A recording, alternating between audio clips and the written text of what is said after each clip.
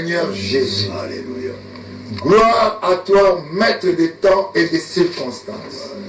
Gloire à toi, Dieu, notre Créateur. Par la grâce de Dieu, nous voici. Nous sommes. Je suis accompagné de mon Père spirituel, Papa Kelani Pata, pour lancer ce séminaire de 2 ans. Ce séminaire sur la destinée. Destinée de quoi? La rédemption, notre destinée. Dans ce séminaire qui prendra beaucoup de temps, nous avons dit 2 ans. Pourquoi? On a parlé des jours qui sont passés pour vous dire que Paul, connaissant la vérité, vous savez, Paul, c'était un homme qui a combattu l'Église, qui était juif. Il était dans une religion. Il était ancré dans la religion. Mais Paul, quand il est sauvé, il n'a pas voulu que les religions continuent. Il a compris la valeur de celui qui l'a sauvé. Il a dit, ce que je suis, c'est grâce à Jésus-Christ. Paul est parti. Il a fait d'abord plusieurs années, 14 ans, avant de commencer à prêcher, aller dans la mission. Lorsqu'il est entré dans le ministère, c'était dans la ville d'Antioche, où il a dit, mettons à part, mettez-moi à part Barnabas et Paul. Quand Paul est allé prêcher, il y avait l'opposition. Vous comprendrez très bien que les Juifs l'avaient accepté dans les synagogues, mais on les chassait, parce qu'il avait donné la vérité. La grâce de Dieu. La grâce de Dieu. La vérité, c'était Jésus-Christ, notre Sauveur. Parce que dans les religions, on n'avait pas Jésus. On avait l'ensemble. Parce qu'il y avait Dieu dans ce que nous appelons Hébreu. Dieu a parlé par les prophètes. Maintenant, il ne parle pas son Fils. Son Fils, c'est Jésus. Jésus, il a fait beaucoup pour nous. Vous allez écouter ce que Papa va dire aujourd'hui pour comprendre que ce n'est pas la religion, mais c'est Christ. Notre destinée, c'est la connaissance de Jésus. C'est par cette connaissance que vous serez bénis. C'est par cette connaissance que vous deviendrez ce que Dieu a voulu. Je vous l'ai dit, je ne suis pas le prédicateur. Le prédicateur d'aujourd'hui, c'est mon père, Papa Kelani Pata, que je veux donner la parole. Une parole d'honneur. Je pense aussi à Papa Heidi Nabal, qui est le camarade, l'ami de Papa Kelani, lui par qui Dieu m'a appelé la première personne. Quand il est décédé, Dieu m'a montré Papa Kelani, que je ne connaissais pas bien. Mais je suis allé et j'ai compris que c'était son ami. C'est avec lui qu'ils ont appelé même Osman dans ce pays. Dans ce pays, nous avons des papas, écoutons-les. Et dans notre travail, il va faire ce qu'il faut faire. Je crois en Dieu, par papa, que la grâce de Dieu nous accompagne. Merci mon fils apôtre Damolokoki de m'appeler, de venir parler un grand sujet très profond. C'est un mystère caché de tous les temps. Connaître Christ. Alors, natundi nzambe pona kubyangama epai na mwana alerate bino ete ndeko na ngai adina bala mutu consacré ye na kubinga ndeko pourquoi parce que na 68 ayi kukuta ngai awa na Kinshasa frère adina bala ayaki na but ya kuimplante église na niveau ya mission elimi mission mentangu ya kumi tokutani na le bébé nous sommes des pentecôtistes et l'émission c'est le pentecôtisme et nous église évangile de Pentecôte nous sommes des pentecôtistes. Donc c'est le moment parce que nous sommes une jeune église de travailler ensemble pour avancer les témoignages de Christ vivant dans ce contrat. Alors, mon frère Adinabala a accepté, on s'est mis ensemble, on a travaillé ensemble. Alléluia. Et ce moment-là que nous avons jugé bien d'appeler Osborne pour venir nous accompagner, de faire un travail vraiment public. Tout ça, la campagne d'évangélisation depuis 1967, 1966, tout ça, la campagne d'évangélisation. Mais nous avons jugé bien d'appeler tel Osborne de venir nous joindre pour élargir les témoignages. Et nous avons décidé, ce moment-là, Gaïa qui est président de notre communauté, c'est moi qui ai signé l'invitation de venir Osborne ici. Et nous avons organisé la campagne, et la campagne avait bien passé. Des milliers qui ont accepté Christ comme son sauveur. Alors c'est le moment où mon frère Adinabala m'a dit, papa, et je vois que je vais commencer une œuvre. Il est accueilli kuna na Fokobel, na tika sur place na Pokazavubu, après la campagne de Osborne. Et c'est le moment où nous sommes séparés pas pour un esprit de concurrence, non. C'est un esprit d'avancer l'œuvre. Et nous avons travaillé ensemble, cherché où est-ce que nous pouvons abriter les gens qui ont accepté Christ comme leur sauveur. Nous avons prié ensemble avec mon frère Adinabala de demander à Dieu de nous donner des balles qui sont laissées, qui ne travaillent pas pour que tu banda kwa Nzambi na babare wana. Alors tu bandi kutambula, il azui Congo bare, ngai nazui a Congo bare, la même direction, il y a Swapa et Kigoma. Et c'est là où nous avons commencé l'œuvre. De témoigner la puissance de Dieu à travers les noms de Jésus. C'est pourquoi, Naza Kutulantina, Yakuluba Makambiananité, parce que Fils a bien engaillé pour un sujet très profond, la restauration de l'homme. La restauration de l'homme, l'adoption. Nous avons un rédempteur que Dieu a choisi. Alléluia. Parce que l'homme a séparé éternellement avec son Créateur à cause de désobéissance. Mais Dieu a tant aimé le monde qu'il a donné son Fils unique pour que quiconque croit en lui ne périsse pas, qu'il ait la vie éternelle.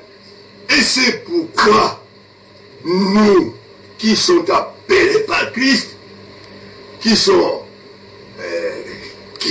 choisis pour son œuvre, parce que l'œuvre de rédemption, ce n'est pas l'œuvre d'un homme, c'est Christ qui est le rédempteur.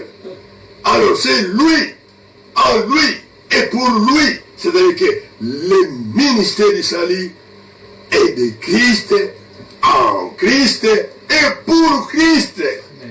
Parce que Nzambe alingi timuntu abeba. C'est pourquoi il a envoyé son fils. Il dit alata nzutu. Nzutu ya alata ki mpona kuya déboulonner ba visi mabe ba boulot mabe satana kanga muntu moi pour s'approcher envers Dieu et vérité. Mon côté azalaki na nguya ya kupousse lepa na Nzambe parce que Nzambe azali saint ya azali boule.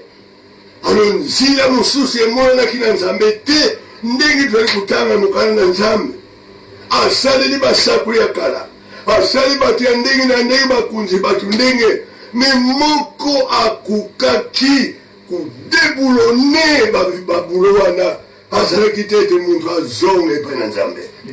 Et c'est pourquoi Christ a accepté alata nzutu. Nzutu ya lataki Et c'est la puissance ya kukangula yo. Yende musikoli. Yende rédempteur. Christ en vous. C'est l'espérance de la gloire à Dieu. Sans Christ, vous ne pouvez pas être appelé fils de Dieu. Mais si vous acceptez Christ, alors que la Bible a donné dans l'évangile de Jean, chapitre 1er, alors bien que banda na bande linzambe asaki likoropemuki liloba ezalaki liloba wana ezalaki na monoko na nzambe na bomoi na nzambe liloba yango alobaki na nyoka ntango abebisaki relation ya mama Eva elongo na nzambe alobi yo nyoka oyo obebisi libuta ya mama oyo azali porte de la vie humaine muntu akoki kokuma na planete oyo te soki mama abota ye te alors mama azali porte de la vie humaine diable ayaki kobebisa relation ya nzambe na muntu mpe banda ntango wana nzambe alobi na nyoka Genèse 3:15 alobi mwasi akobuta mwana banda lelo okumi enemi na mwasi parce que akobuta mwana oyo yokoka kobebisa te okoka kocontourne te soki abotami au contraire ye nakoniata mutu na yo donc Christ est venu mpo aniata mutu na Satan alungula muntu kati na maboko na Satana afungula ye na babulo oyo Satana akangaki ete muntu amona esengo te muntu azala kimia te muntu ayeba nzambi te apesi molili kati na conscience ya muntu apesi molili kati na morale ya muntu apesi molili ayeba nzela ya koluka nzambi te ya mwana Kristo aye abi je suis le chemin la vérité et la vie moko te akuyepa na ngata mwana molili mon côté, lié par la puissance diabolique. Mon côté, et le moulanga était dans la pauvre Nabiloko, Nzambe a pesa hier, Nzambe a pesa Biloko Yosula Muntu. Mais depuis Satan a kota, a bébisi conscience, a bébisi mayele, a bébisi yoso. Alors que Yesu aye, alors bi oya kundimanga, oya kuyamanga, akuzwa nguya. Ya kubyanga mwana nzambe ya wana depuis kuyana Yesu tozali kutanga na katemokana na nzambe soko tanga na Hébreu chapitre 1er. Est-ce qu'on peut pas on peut lire un peu s'il plaît papa Hébreu chapitre 1er. Écoutez les Écritures, écoutez les écrits par l'Esprit de Dieu. Après avoir autrefois, à plusieurs reprises et de plusieurs manières parlé à nos pères par les prophètes, Dieu dans ces derniers temps, écoutez-moi, Dieu dans ces derniers temps nous a parlé par le Fils qu'il a établi héritier de toutes choses, par lequel il a aussi créé le monde. Nzambe asalaki basaku ya kala basaku banowe alobile banowe ebazonga me muntu atosaki te Nzambe apesi Nowe grâce asala masuwa po ya kokotela masuwa abebisama te parce que Nzambe azwaki nkanda ya koexterminer tout ce qui était vivant de ce moment-là. Alors que Noé azwaki ngolu ya kusala masuwa pendant 120 ans, s'il vous plaît. Il a obéi à Dieu. Et le ministère où il a pesaki Nzambe akukaki kubimisa batu mwambe ya kati masuwa 120 ans 120 ans pour la kusala masuwa mpe après avoir fait le masuwa Nzambe alobi vous êtes intègre, vous êtes fidèle. Alors la péché de Sousunzela et que au kamate les pires et pires des espèces kotisana masuwa. Alors que Noé asalaki akotisi banyama, akotisi bandeke, akotisi bambisi ya mai, akotisi nyonso, mpe akotisi mwasi na ye na bana na ye. Donc l'œuvre du salut, Bible alobi soki yo ndimi obiki na libuta na yo. Est-ce que nous sommes dans les rangs? Est-ce que tu biki na mabuta na biso? C'est ça le problème. Alléluia. Alors que Noé akukaki kupesa bomoi na se côté. Amen.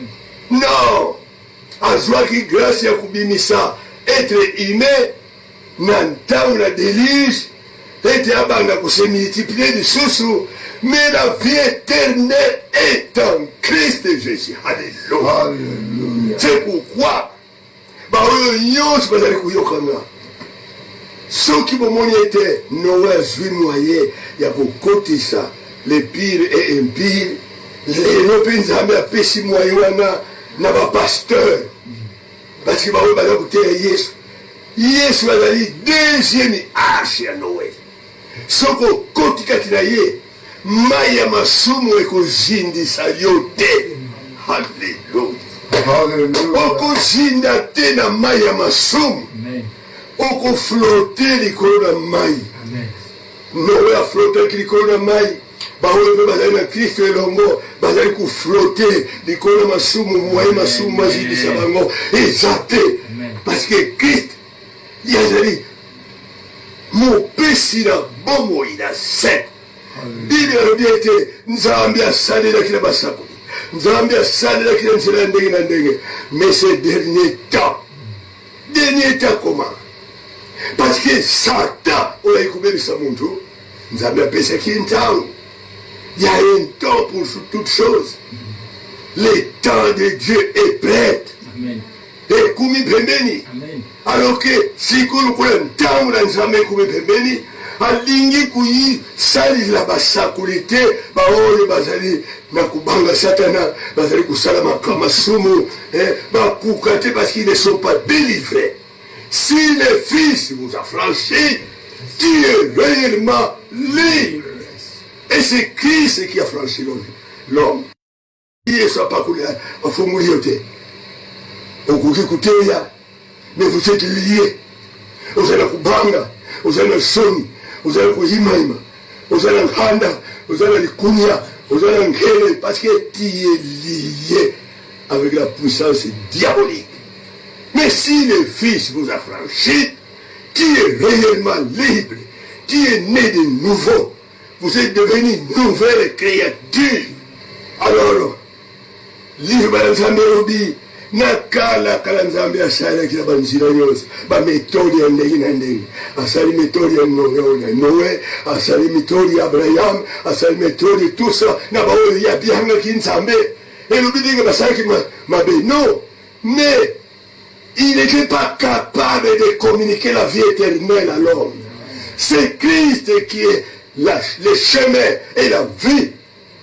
C'est parole qui est l'esprit et vie à l'homme. Et c'est pourquoi, Totangi, dans ces derniers temps, Lukulantangu na nzambe na Satan ezali kubelema, nzambe alingi kubebisa bayenge bene ilongo na bato ya masumu te. Et toute l'église de Jésus-Christ dans ce monde entier, ils attendent l'enlèvement de l'église. Amen. Alors que Christ est là pour préparer qu'ils seront enlevés. Alléluia. Amen. Oyo babutani kubutana sika, oyo bazali rempli du Saint-Esprit, oyo balungu ya buhumbu ya masumu bazali nguya te kati na bango, bazali kubanga kufa te, bazali kubanga balali te, parce que Christ en lui tout a été accompli. Amen. Alléluia. Ya mwadwele na nguya ya kutatula la rédemption. Soki oza na Yesu te, okoki kuteya, okoki kosala miracle. Ce n'est pas les miracles qui sauvent, c'est la vie de Jésus qui sauve. Oh, yaza na Christ, akoki kosala miracle. Moi je crois au miracle. J'ai vu beaucoup de miracles dans mon ministère. Amen. Et j'ai vu même les morts qui étaient ressuscités. Mais je ne crois pas. Ma base de foi n'est pas pour les miracles. Mais ma base de foi est basée en Christ Jésus. Amen. C'est lui. En lui. Avec lui. Vous pouvez faire des exploits. Et c'est pourquoi nous allons prendre pour témoigner la puissance et la rédemption. On nous a mis à pécher par les Jésus. Qui suis-je moi? Nous allons dire nan. N'allez qu'à là-bas. Piège diabolique. Attaque satanique. On a l'écrit dans la vie. Depuis 1930, il y a la Boutami. Depuis 1930, nous avons qui attaqué la maladie du sommeil. Mais en 1942, il y avait un évangéliste suédois qui m'a imposé les mains au nom de Jésus. Et depuis 1942 jusqu'à aujourd'hui, maladie en premier et dis-moi. Mais je crois au miracle, je crois à la guérison divine, mais ma foi est basée en Christ.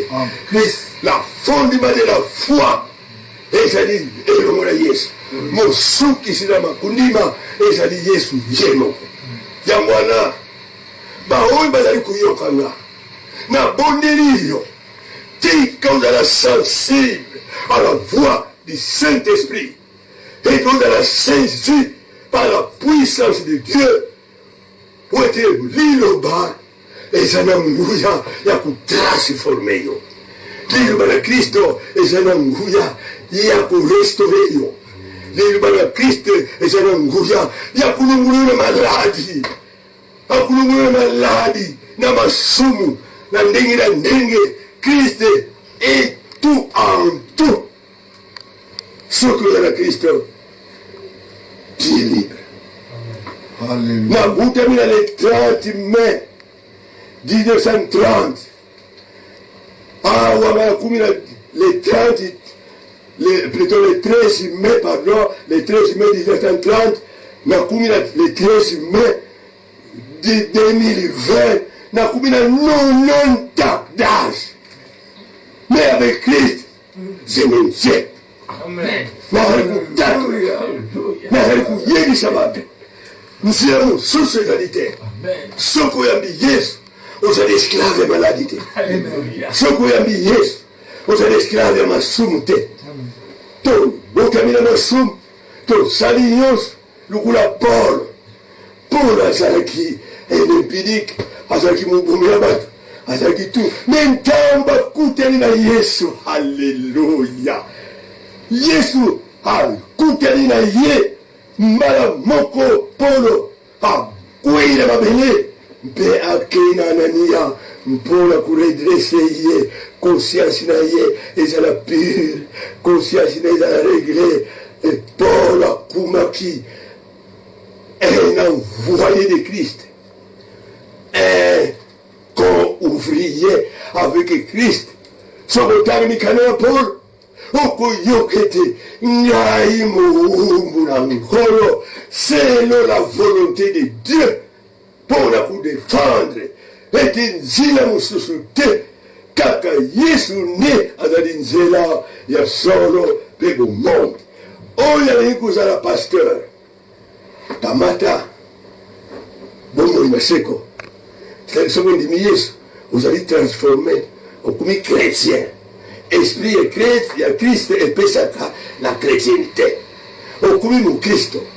N'entendons jamais à couper ça yo don spirituel. N'entendons jamais à couper ça yo ministère spirituel. N'entendons jamais à couper ça yo les fruits de l'esprit. N'entendons jamais à couper ça yo équipement. Équipement. Les armes de l'esprit pour la couper de la satana. Mais ceux qui ont mis Yesu, on peut mourir nous sans droit. Il y a beaucoup de temps. Il y a alors que vous vivez dans le péché, un impudique, un voleur, un sorcier, un magicien. Mais c'est lui qui va témoigner Christ. Il doit être né de nouveau. Il doit être chrétien, né de nouveau. C'est ça. D'abord la Bible dit, car là, il y a certaines manières d'entendre. La bataille d'entendre. La méthode d'entendre. Mais dans ces derniers temps, depuis Jésus à Latin Zout, il y a Latin Zout. Il est 100% homme et il est 100% Dieu. Il est le médiateur entre l'homme et Dieu. Il est Emmanuel, Dieu avec l'homme. Ce qu'on a dit, nous avons dit que nous sommes parce que Jésus est mon balobi. Oya moninga, amoni tata. Ngaina tata, tozali moko. Parce que nous sommes, oya Yesu alataki. Ezali substitué du soum. Masumu nyonso muntu asalaki. Akamati ya wana musuni na ye. Mpe musuni na Yesu. Ekumaki. Sacrifice suprême pour les péchés. Alors que Yamwana, Bangombe, Bakusukura Basumute, Bampate, Banani Bamene, Ekusukura Bampate, Basumute, Kasimakira na Yesu. Alléluia, Makira na Yesu. Oya Kabakine Kurusu, Kuna ni longa izali. To longi sami na litatuli. Litatuli nini? Kutatuli ete Yesu azali mwana na Nzambe. Na bomoni. Suko yebi Nzambe, oyebi mwana na ye, tia la vie éternelle.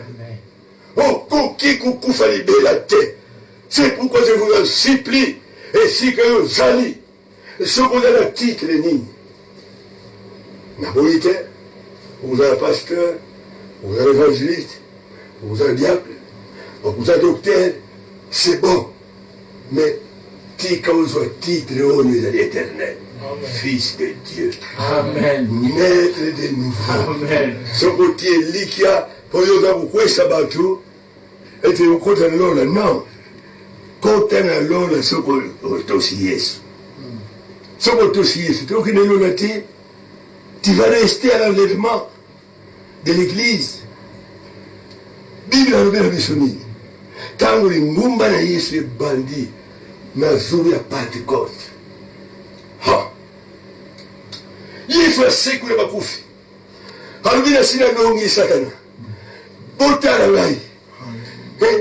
Tala eske batobula kibansete. Tala mulimu azana na mwaye ya kutele masuna mabeleo te. Metala ngai na biki pona bino. Na sina seku pona bino. Nazali moko na bino. Na bukene pana tata. Bina sina bondeli na Jean chapitre 17 okoyoka les bondeli na Christo. Est-ce que vous pouvez lire un peu? Ça, c'est une prière terrible.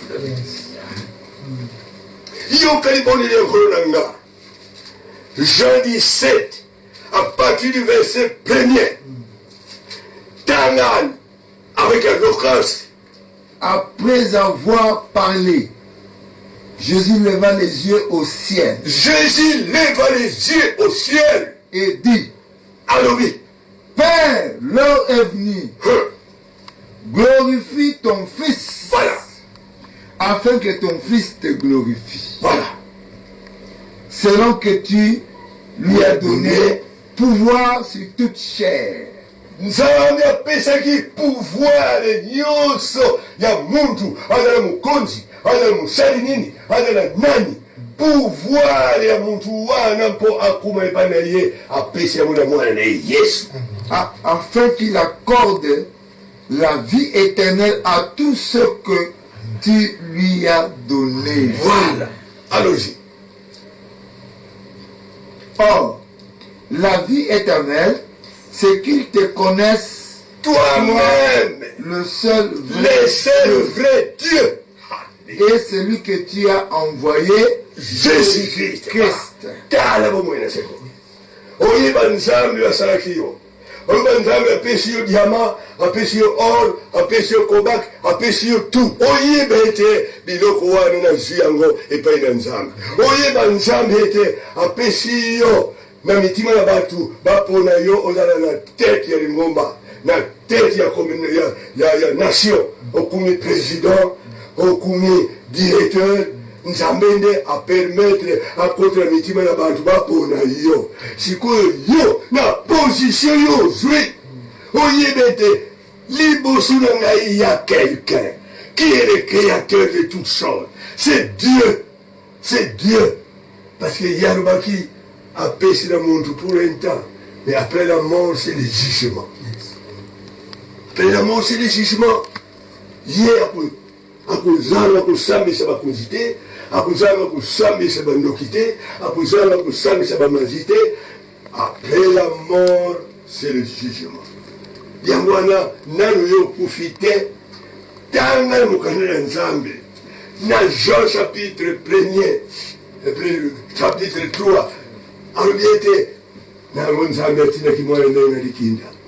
Moko ya kundima ya kusambisa mate, akubebisa mate, kasa uzala bomo na seko. Mais oya kuboya kundima mwana na ye, azali déjà condamné nani ya kuzanga kukufa. Okuiku kama bansinga na lukete, okamata ba protection, okukusala soki nini, olimwa ka usala kabometi, la mort est là. La mort est là. Après la mort, c'est le jugement. Et c'est pourquoi, oyandini yesu, soka kufira kundima, akina la vie éternelle. Mais ma wampra kukufa na masumu. Ma wampra kukufa na pete. Ma wampra kukufa na muibi. Ma wampra kukufa ya l'individualisme ozwa biloko ekukulia batu mhutu iyo moko kumata mbongo wana. Ça c'est une folie. C'est une abomination devant Dieu. Nzambe alingi bongo te apesi muntu azala elongola baninga na ye la partage d'intérêt oyo wana eza lolenge na bana na Nzambe. Alléluia.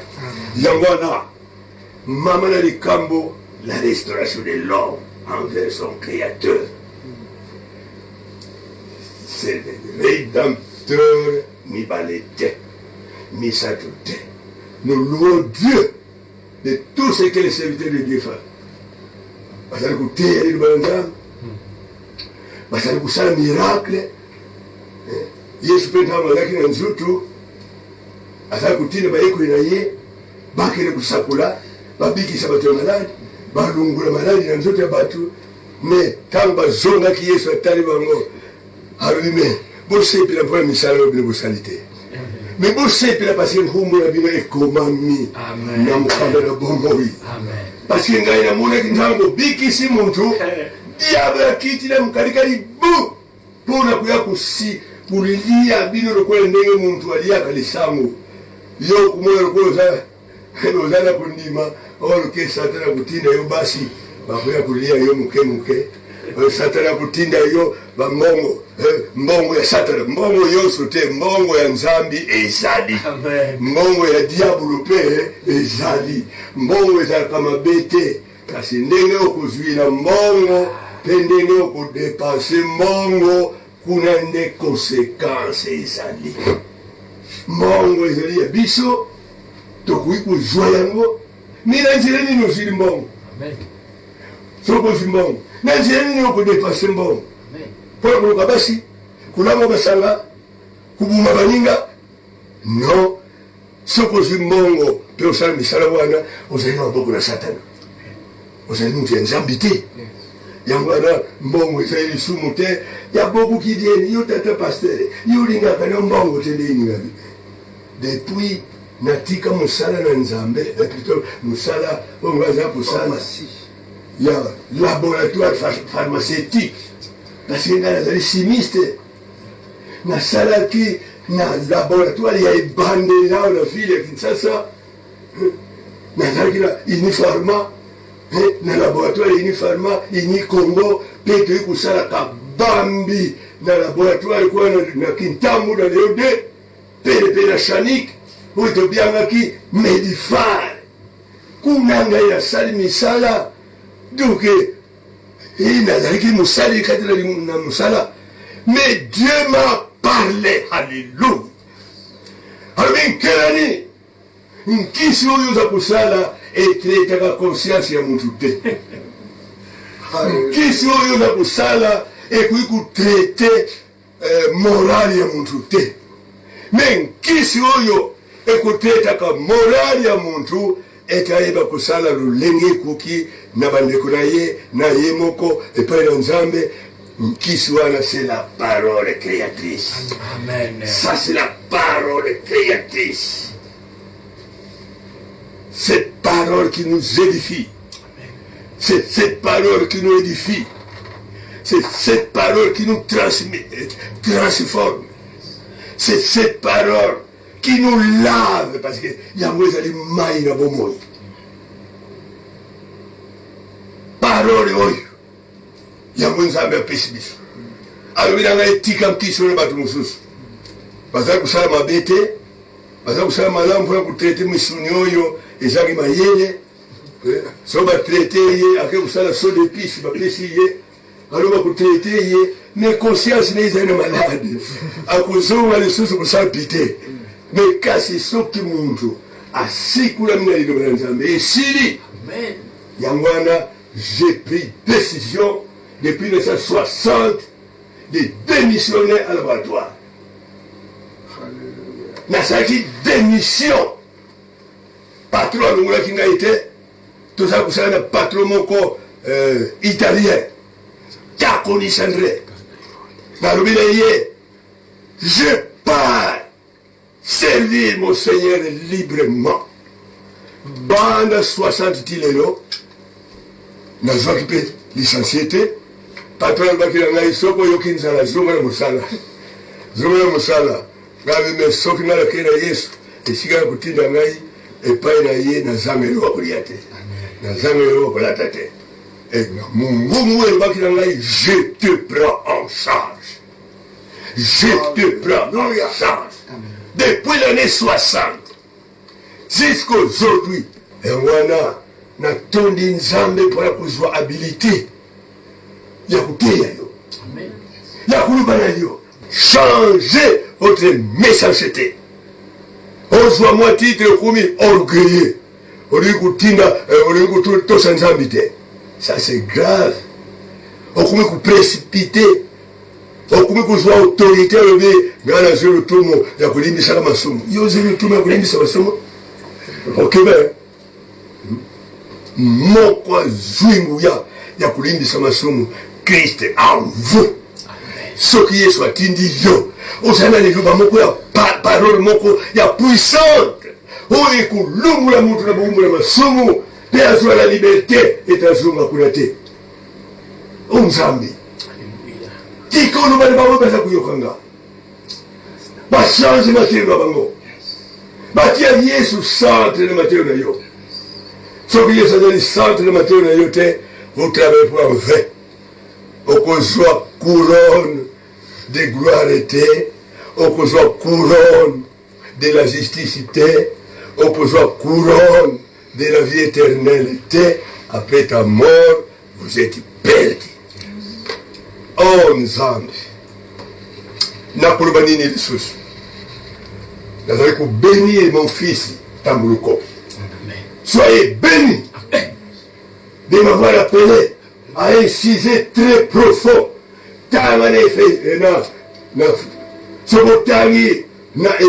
Na épître de Paul, na Colossiens, ezali ete Paul albinazana mpasi. Mulimo musanta azali kutungisa ngai. Chapitre 2, Colossiens. Colossiens chapitre 2. Tanga, c'est très important. Je veux en effet que vous sachiez combien est grand le combat que je soutiens pour vous. Et pour ceux qui sont à la Odyssée. Et pour tous ceux qui ne m'ont pas vu, qui n'ont pas vu mon visage en la chair. Afin qu'ils aient le cœur rempli de consolation, qu'ils soient unis dans la charité, et enrichis d'une pleine intelligence pour connaître le mystère de Dieu, savoir Christ. Zungira Shikawana. Paul alobi nazali na mpasi molimo za kutungisa ngai. Mpona bino yo bozali kusala mpona batu babika botungi bandako na Nzambi bosali makambo ndenge ya kitoko ezali malamu Mais nazala mpasi pobo nalingi te bozanga koyeba mystère libomba mina nzambe oyo abombi mpona mwana na ye kristo yesu parce koyeba kristo eleki nyonso oyebi eleki nyonso yango wana paul azali koloba soki otangi Colossiens chapitre 2 tina suka azali kobondela baoyo bayambi yesu baoyo bazwi liloba ya consolation baoyo bazwi liloba ya édification baoyo bazwi liloba ya assurance bazali na vie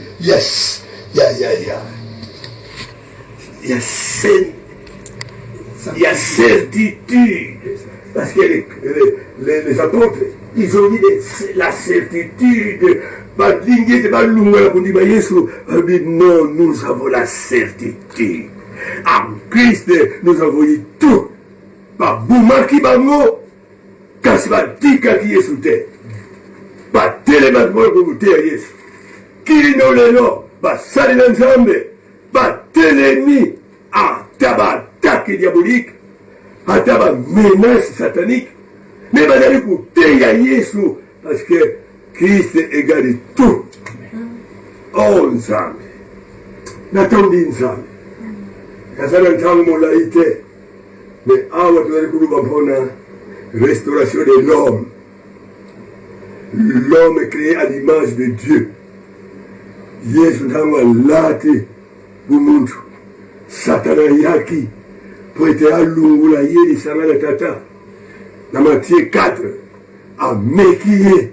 Pour biloko ekotaka na libumu ndenge asalaki na eva biloko oyo ekotaka na libumu ezali mpona la vie éternelle te ça peut vous aider pour 2 jours 3e jour il faut que na zéro oyebi zéro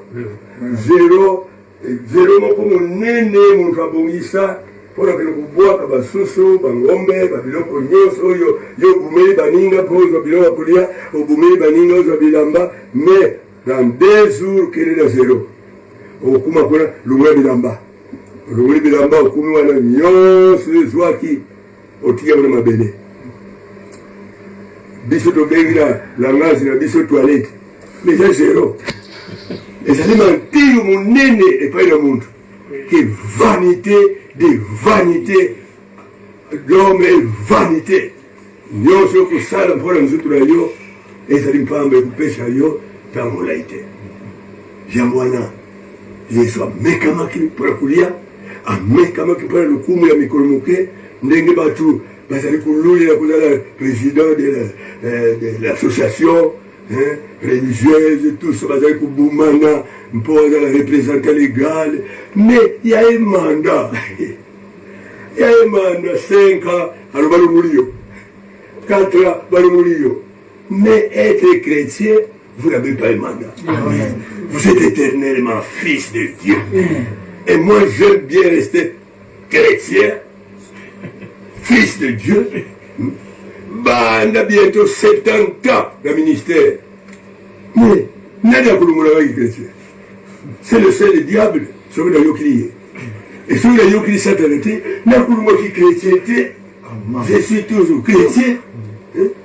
Et Yesu ntango akuya akukamata bongo bazala molimo na ye molimo chrétien c'est ba Kristo et ba mwana ba ukende mais akukamata ba représentant ba président ba nite osala mandat 4 balungulio osala mandat 5 balungulio mais en Christ nous n'avons pas les mandats. Amen. Alléluia. Amen, amen. Ngala yebi banda to indépendance. Nous avons prié avant l'indépendance. J'étais membre d'un groupe de jeunes chrétiens pour la souveraineté de notre pays. En 1951, en 1952, en 1953, en 1954, avant l'indépendance, tous allaient pour bonner la pour qui la bilei. Pour 50 ans, mais ça biso indépendant.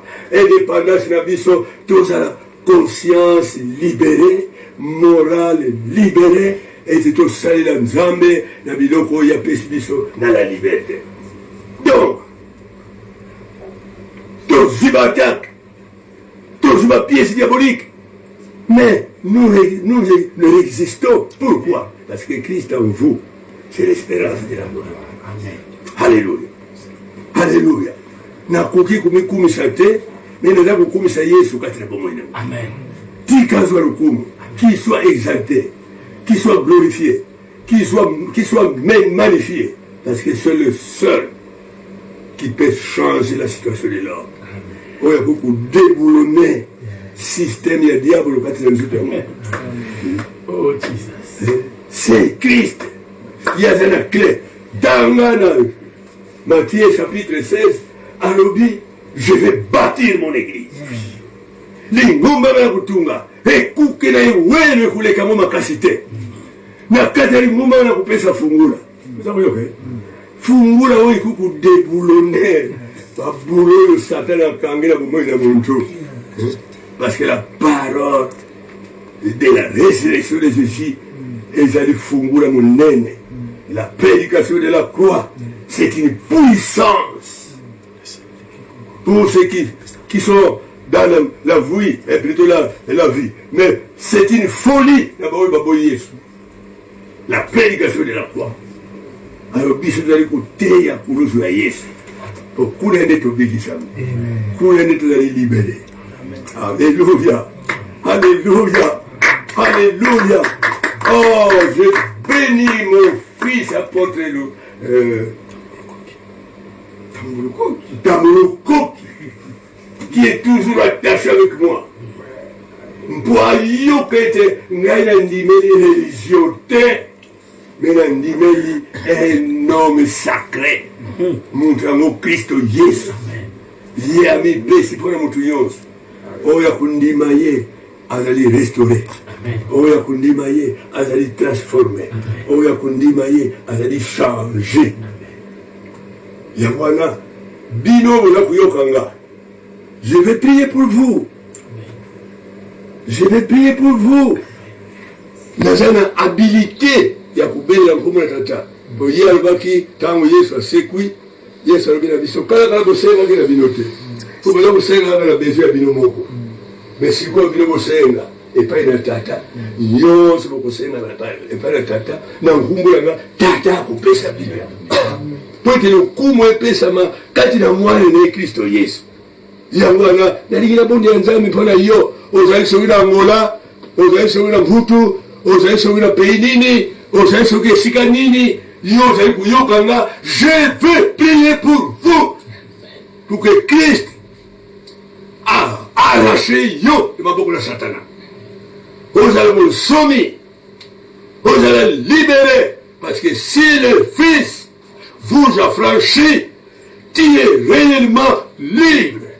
Atindinga etina bonde le paira ye mpona yo. Nzambe a libéré yo. Olala à l'aise. Ozwa de nouvelles révélations. Ozwa de nouvelles inspirations. Obana kusala misala ya sika kati la vina yo. Et Dieu te bénira. Okuzala molinga mina Nzambe. Parce que Nzambe abiangi yo pour kusunga baninga balungwana molili. Yozali moi katika mukili. Oya kubila Yesu akutamwela mulili soko mukete. Yangwana ndima Yesu Mesia. Okubika. Na nyina bonde la Nzambe. Soko zana kapasite. Tomula luboko likolo. Soko zana kapasite te. Parce que okamami ya soni. Okamami ya kubanga.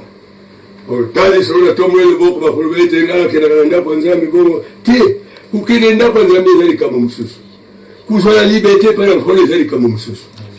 Tu peux être même dirigeant d'une église et tu es lié par le diable. Yangwana na yina bonde la Nzambe mpona yo. Tata na ngai na lola.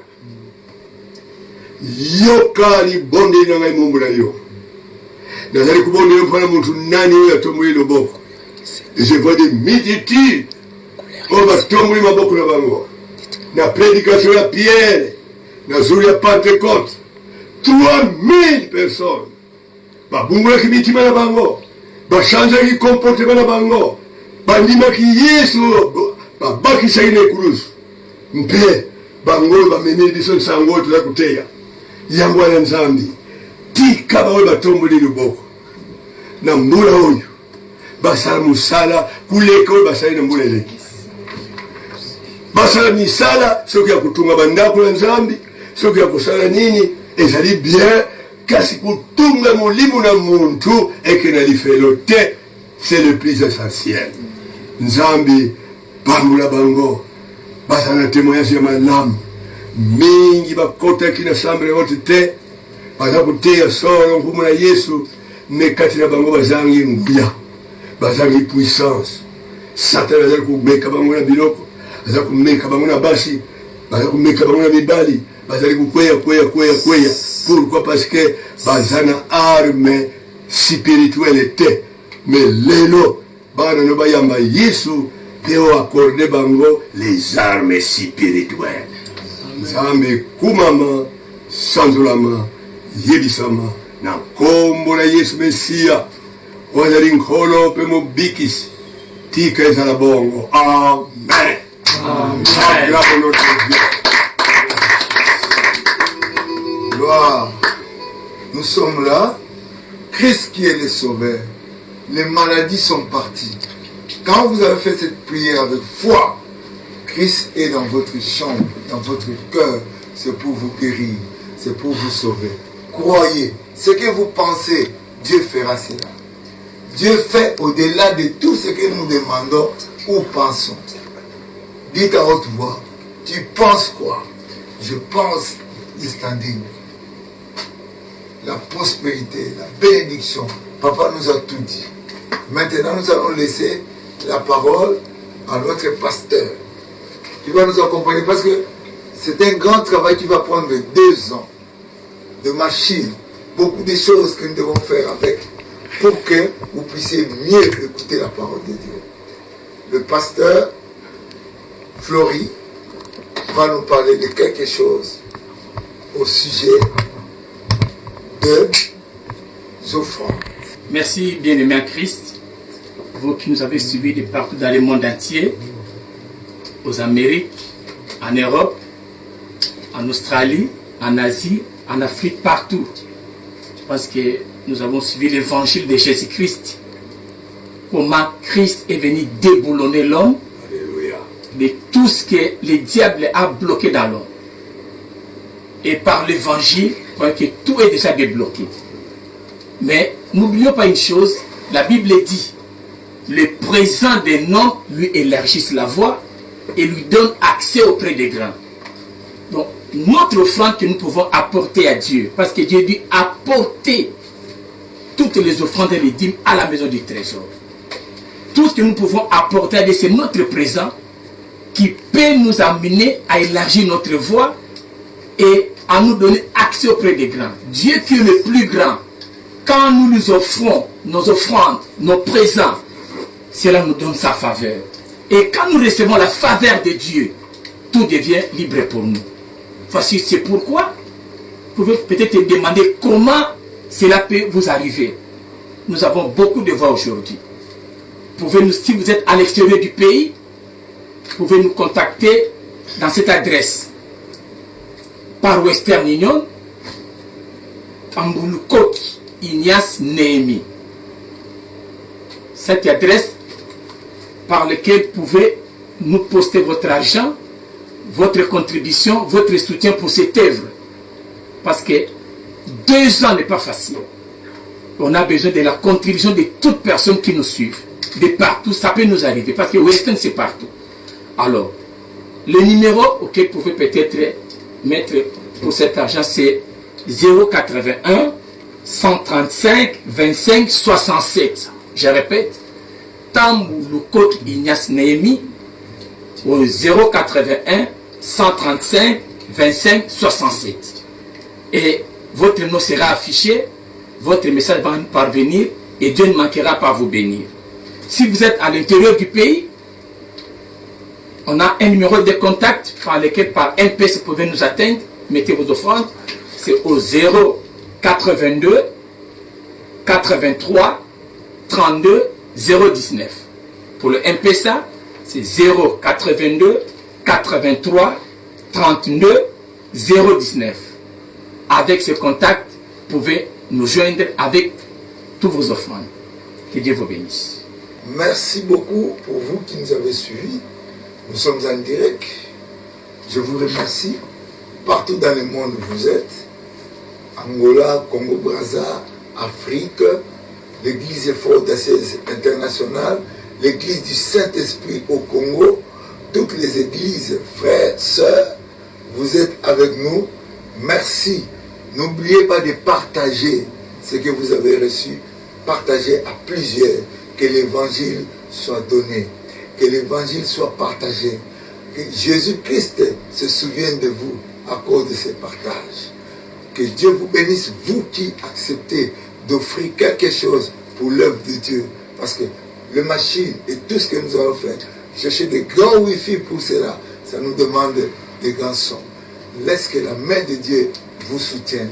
Au nom de Jésus, nous avons prié. Amen. Pour demain, ne manquez pas, ça sera lundi. Dimanche, nous sommes free. Merci.